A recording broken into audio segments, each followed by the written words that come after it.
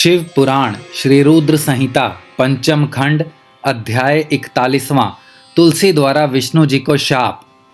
व्यास जी बोले, हे सनत कुमार जी, भगवान विष्णु ने पतिव्रता तुलसी को किस प्रकार अपने अधीन कर लिया, किस प्रकार पतिव्रता धर्म का पालन करने वाली देवी तुलसी एकाएक धर्म से विमुख होकर अधर्म का आचरण करने लगी, कृपा कर इस कथा को मुझे बताइए। व्यास जी के प्रश्न को सुनकर सनत कुमार जी बोले, हे महामुने, देवताओं के हित का सदा ध्यान रखने वाले भगवान विष्णु ने अपने आराध्य भगवान शिव की आज्ञा पाकर उनके द्वारा बताए गए कार्यों को पूर्ण करना अपना ध्येय माना। तब तुरंत वे ब्राह्मण का वेश धरकर शंखचूड़ से उसका कवच ले आए। तत्पश्चात वे अति शीघ्र दैत्यराज शंखचूड़ के नगर की ओर चल दिए।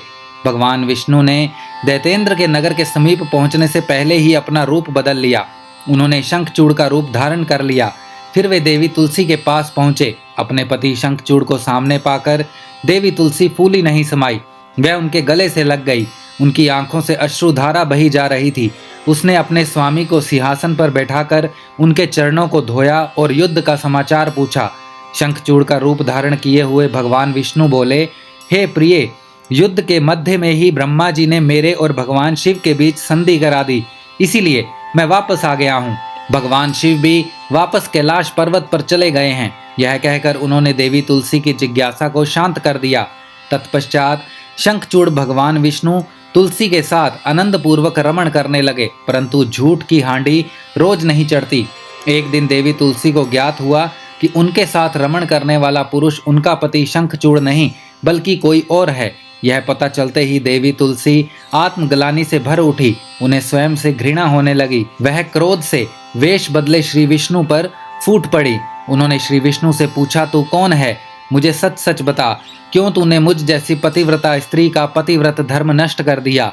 मैं तुझे नहीं छोड़ूंगी। ये वचन सुनकर विष्णु भगवान ने भयभीत होकर अपने स्थान पर अपनी एक मूर्ति बना दी, ताकि देवी तुलसी उनके विषय में कुछ न जान पाए। परंतु तुलसी ने उनके पद चिन्हों से विष्णु जी को पहचान लिया। तब गुस्से से उन्होंने भगवान विष्णु को शाप देते हुए कहा, हे विष्णु, लोग तुम्हें भगवान मानकर तुम्हारी पूजा करते हैं, पर वास्तव में तुम पूजा के योग्य नहीं हो।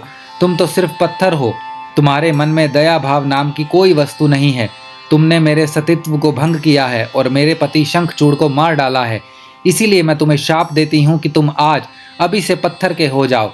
यह कहकर देवी तुलसी अत्यंत दुखी मन से रोने लगी। देवी तुलसी का दिया शाप सुनकर भगवान विष्णु भी दुखी हुए और भगवान शिव का स्मरण करने लगे। विष्णु जी की पुकार सुनकर भक्त वत्सल भगवान शिव वहां प्रकट हो गए।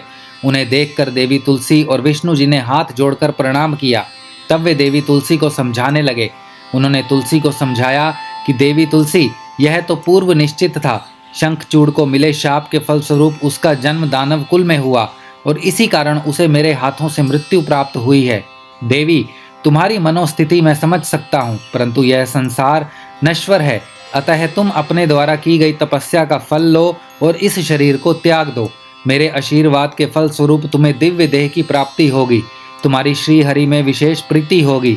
इस शरीर को त्यागने के पश्चात जब तुम नया शरीर धारण करोगी तो तुम गढ़ नाम की नदी होगी और सभी के द्वारा पूजित होने के कारण प्रधान रूपा तुलसी के नाम से विख्यात होगी।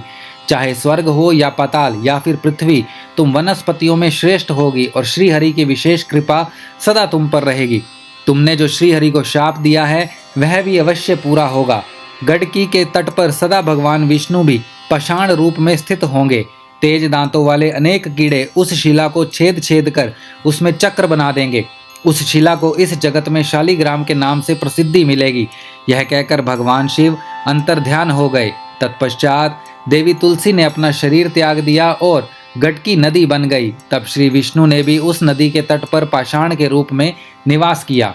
श्री रुद्र संहिता पंचम खंड अध्याय 41वां समाप्त।